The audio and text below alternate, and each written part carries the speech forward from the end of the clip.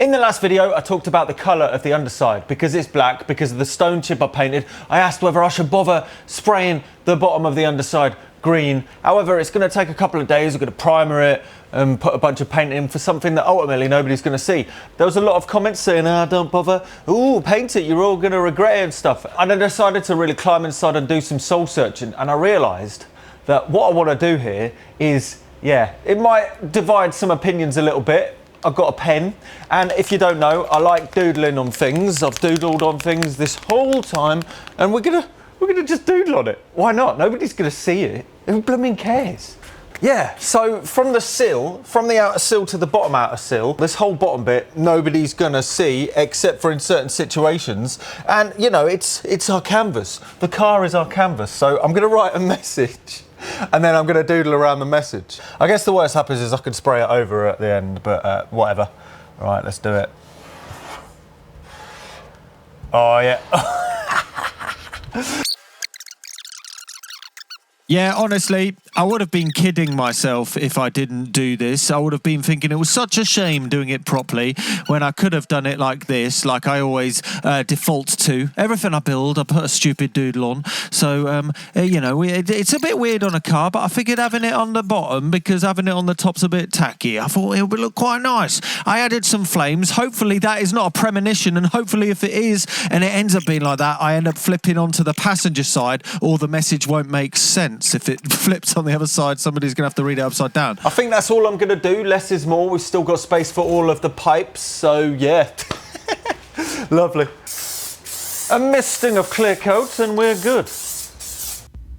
Now that's out of the way, the first thing we're going to do is we're going to be using this cable that runs from the back where the battery actually sits behind the driver's seat and goes all the way over to the battery bay. And then we're also going to put this in, which is the brake line that runs from the brake system at the front of the car over to the back. As you can see, there are tabs that are already built onto the floor. And then on the other side, we put the fuel line, which is a thicker gauge of copper cable. As you can see, I've actually used rubber fuel line around all of these to kind of act as a rubber buffer in there. This is where the fuel tank goes, but sadly the fuel tank fitting kit has not turned up and the other one was completely rusty, so we've got to wait for that. So let's go on to the next job, which is bringing it down off of the rotisserie chicken jig to work on the front end, because the front of the actual rotisserie is in the way if we want to work on the front end. So let's get it all out the way. We're going to use it in the next video when we're going to be painting and adding patina to this, but for now we don't need it. So we've got to remove the front mount for the rotisserie because we need to get access to this front part. I haven't seen that bit of metal for 2 weeks. It feels like progress. The car is now off the jig and we're at the front of it, and as you can see, this front panel just isn't looking happy. In the first video I tried to do some repairs on it, for instance here, and some corrosion holes on the other side. However, as you can see, I've already cut the other side off because I just couldn't get the shapes right around where the light was. It's a bit beyond my personal abilities this at the minute whilst I'm learning, and also getting it to fit just right with the wings because I haven't quite got the contour right. So I've got a new front panel. This will replace it and weld straight onto the original inner sills, which are still attached to the original bulkhead, which is still attached to a lot of the original car except the floor. And also this weekend Johnny's dad is coming to town and I've got a little bit of an idea, so we've got to try and cut this off in a way that is going to conserve its shape. Easy now, let's do this surgically and very carefully with the high accuracy setting on the grinder. What's with the mustache? I bought a better mask, but I think it's just as the day goes on and I got a bit of a cold, I'm wiping my nose. I think that's what it is. Anyway, as you can see, this is the new panel. It's going to go somewhere vaguely there. But in order to make sure that this is in the right place, we need to bolt the subframe in and then bolt this onto the subframe. However, in order to bolt the subframe in, we need to get the subframe from everything that is connected to the subframe. This is the subframe we removed from the car in the first part, and hopefully it is in good condition so we can reuse it. So this is the original engine. That is the designation. It's a 998. It's pretty cool. And yeah, we need to get the subframe from underneath it. So we're going to start by lifting it up so we can remove all the bits and bobs from it. We're going to start by removing this remote gear shifter. There's 4 4 bolts that are at the bottom of it, so we need to unbolt those and it should just fall off into your hand. And you can have a look at how the actual remote shifter is going to be controlling it. It's like a claw finger going into the engine, giving a wiggle around to the gearbox. Anyway, we're going to lower the engine down again and get to the engine mounts. There's 2 bolts on either side that the engine's connected to. Strangely enough, some of them were missing. Don't ask me why. And then we're going to remove the hubs from either side. This was a little tricky. I needed to use a couple of different tools because they obviously hadn't been removed in many years. So after we get that off, we can pull the whole assembly from the engine. However, I tried to remove this brake hose. It was broken. We're not going to use it again. So let's just snip it, pull the drive shaft out, and boom. And then we do the same on the other side. Boom. And boom, boom, boom. They were both free. And after that, if we give it a little snip to something that I forgot was there, the subframe comes away from the engine. Here's a question for the car nerds. This car is in 1969, but as you can see right here, this is a brake failure sensor. Why is that? Was that a 1969 thing? Was that available in 1969 cars? It seems a bit odd. Anyway, we're going to remove all this sediment, and luckily it's all oily as fudge thanks to years of oil leaks. So after pressure washing it down to get a closer look, thank fudge, this thing is actually in really good condition. So we're going to be able to use it. It's got plenty of life left in it. So we're going to take off the old brake hoses. We're not going to use those again because they're all a little bit crustier than the subframe, that is. And we're also going to remove all of the suspension parts because we're going to rebuild it. Hopefully we're going to be able to reuse nearly all of this. For instance, this is the top arm of the suspension. Hopefully just needs a rebuild. And then we're going to remove the suspension, which is this bit, and also this rubber cone. That is the suspension. That's the front suspension. Yeah, amazing, isn't it? Anyway, this is the tie rod, and as you can see, that is bent. So yeah, I don't know how long that's been bent for, but it's been bent. Anyway, that's the lower arm as well. So there's 3 arms holding the suspension into the suspension. Anyway, now we need to remove with a heat gun and a paint scraper all of the years of underseal, which was hopefully contributing to it being a very rust-free experience, which it turns out it was. And then after some zinc primer and also some hammerite, I also put some stone chip, the same Dynatrol stone chip in the bottom of the car on the top of it to give a nice matted, solid feel. So that's 3 layers of paint. Hopefully that's enough. Anyway, now we can offer it up to the car and see if it all goes together nicely. If you look at the front of the subframe, I actually conserved the front MOWOG, the designation, the original factory designation is right there. Cool. I just didn't have the heart to paint over it, so yeah, gotta keep it up there. Now we're going to offer up the brand new front panel, and hopefully it all fits together nicely. We're going to bolt the 2 bolts that go from the subframe to the front panel, and that should, in theory, line everything up to the inner wings and make sure the outer wings fit well to the rest of the car, which, fingers crossed, it's all going to do that. And then we're going to put all of the different panels that we need to put in. This is the inner A panel, and this is the outer A panel. It makes these earlier Minis with external hinges more rigid. Anyway, after a lot of beating around and trying to figure out how to fudge to get this all to fit, I decided to commit to welding down the A panel, the outer one, because that was there was only one way it was going to fit. So let's weld that in, and now put the inner A panel to it and put some bolts through both of the holes where the door hinges go, just so it all bolts together, and then start welding. I figured that was the best way of doing it, and hindsight is 2020. It was a good idea. And now we offer up the wing, and hopefully it all still goes together. There was hours of fettling with this. I decided that it was that point I'm going to commit to welding the front panel, and that bit me in the bum. You'll see at the end of the video, yeah, I had to do a bit of modification there. This is the scuttle closing plate at the bottom. We weld that in, which made me forget. Actually, before shooting this whole video, I put in some repair panels onto the scuttle panels. I used these Magnum repair panels, and I've got to be honest, they really didn't fit very well. I wish I just got a complete Heritage scuttle panel, because these weren't very good.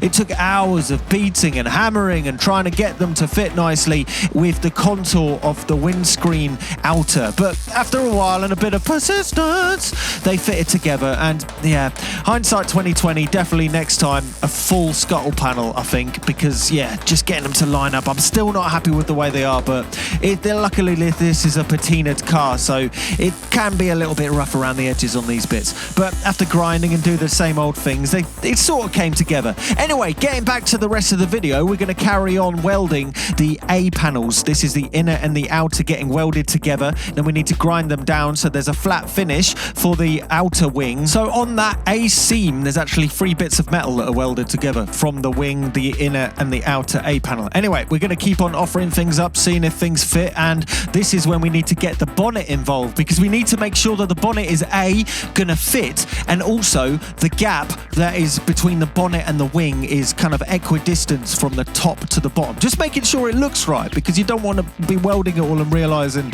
it doesn't fit with the bonnet. The thing that I found with all of these panels is you can spend quite a long time wrestling them to get into the right spot that they're supposed to be with, and it would seem that they were never supposed to fit there. And then after a while, and seemingly not doing much to them, they just seem to just start fitting. It might be because they're British. We like complaining, but we'll do the job properly in the end. But these panels are no exception. I think I am now ready to put this one on. Look, it was never good. It didn't do that before. Now it just sits in place like it's meant to be there. It's really weird. So I've cut all of the holes for the plug welds. We just need to line them up to all of the panels that are just in the vicinity and hope it all comes together nicely. With the plug welds, I start with a couple of them that are quite far away from each other so they don't all get warped and stuff, and then go into the inner wing, and hopefully that all fits in. This was a bit awkward doing it like this. Apparently some people weld the wings to the front panel and then put it on the car. I'm not sure whether that was going to work for me. You'll see why in a little bit.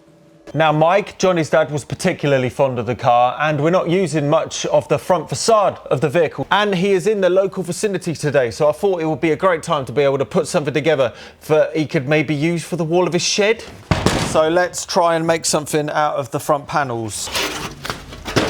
Right, I'm going to cut the front of the wing off, and we're going to bolt it onto this somehow.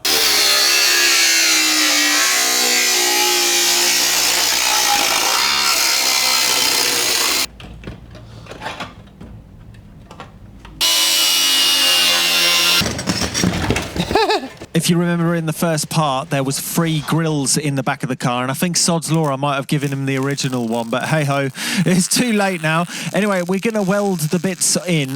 Because of the dodgy cuts, because all of these parts came from the car at different times, it was all a bit awkward, so I used the spanners that he had in the back of the car, because I already had Imperial spanners. I figured, let's just use them to cover up the ungainly cuts that I had to make. So I just welded them willy-nilly, just in a kind of, you know, junk shop kind of manner. This was nothing, you know, fancy. I didn't actually grind anything down. I just kind of hoped the weld would kind of melt up the paint. So this is nothing spectacular. As you can see, I'm just holding it together, just popping a few welds here and there just to kind of bridge the gap, and then shove a couple of spanners on top and just hope the molten metal will just solve all my problems, which it did. It did.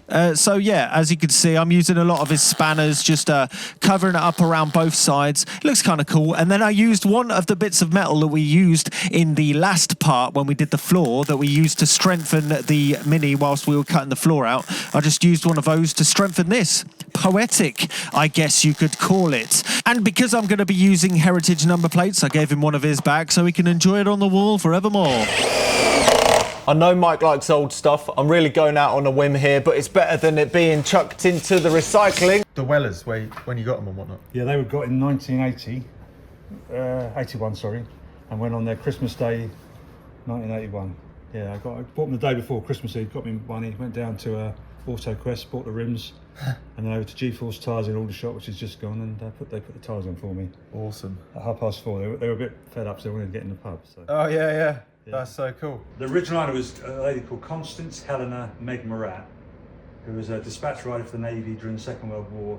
Bit of a sort of wild, sort of firebrand and everything. Eventually went bonkers. But her sister was a concert pianist called Cicely Murat.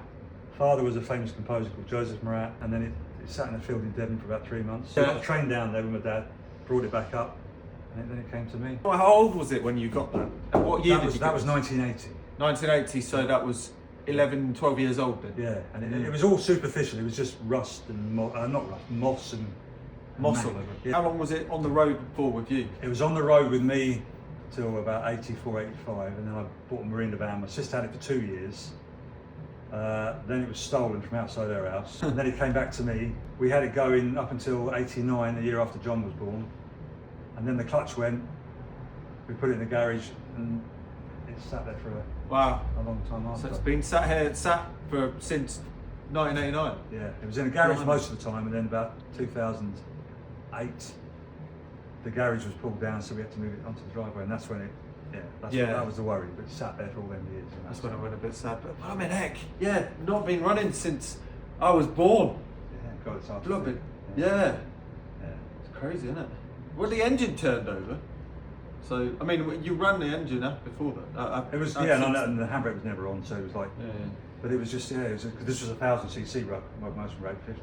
Johnny found one of the original badges on eBay, so he plopped that back on as well. Anyway, back to the daily grind. So we're going to grind down all of the plug welds so the bonnet will actually fit still. And yeah, I'm happy with that. It's good enough. It's good. It looks nice. Anyway, finishing all of the bottom welds as well. I'd forgot to weld both of the A panels to there. And then, yeah, it all matches up. A bit of seam sealer between the scuttle plate and the wing. And we're going to jump over and do the same on the other side. I thought this side was going to be more difficult, but it actually went together a lot easier. I don't know why. Who knows? But yeah, as you can see, I'm clamping it up, testing it, putting a couple of tack welds in, seeing if it works. The only thing I did different on this one was I welded the wing to the top panel from the bottom instead of a top. It was a lot easier, but you just had to lay on it, and you were prone to maybe getting some molten metal falling down your shirt. Strangely enough, this is the most transformative part of the process. It makes it look from a random bit of metal to an actual mini. But all 7 of these panels can probably be put together and fettled within a day if you really wanted to. And the panel gap's not bad for a bodge jobber like myself. As you can see, the front end is pretty much done. There is a couple of things that I need to fettle with. For instance, it's ended up with a weird panel gap that I can't seem to close between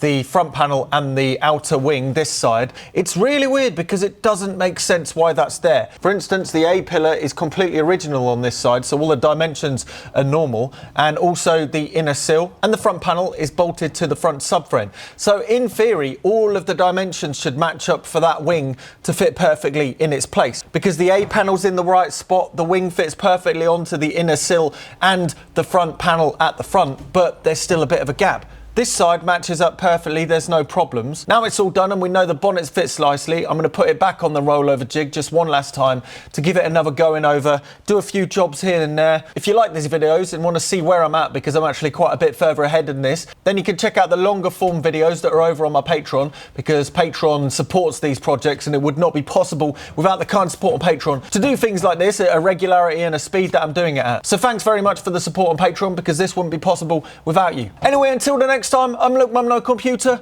This is the Big Bogey. Don't forget to subscribe and don't be scared to try it. That panel gap was getting on my nerves. I was going to bodge it, but I decided, nah, we're going to reseat the panel. So the front panel, I loosened it off, measured it to try and make it the same, and I kind of found a couple of millimeters that I could really pull it in, and it actually started to come together. So it looks good now, and I've painted it already and stuff like that. Well, painted the base coat because we've got a patina on the top. So if you want and interested to see how that's going, check it out over on Patreon or wait till next week. Anyway, I'm Luke Mum No Computer. Have a load of time. Toodly-doo. Toodly-doodly-doodly-doodly-doo.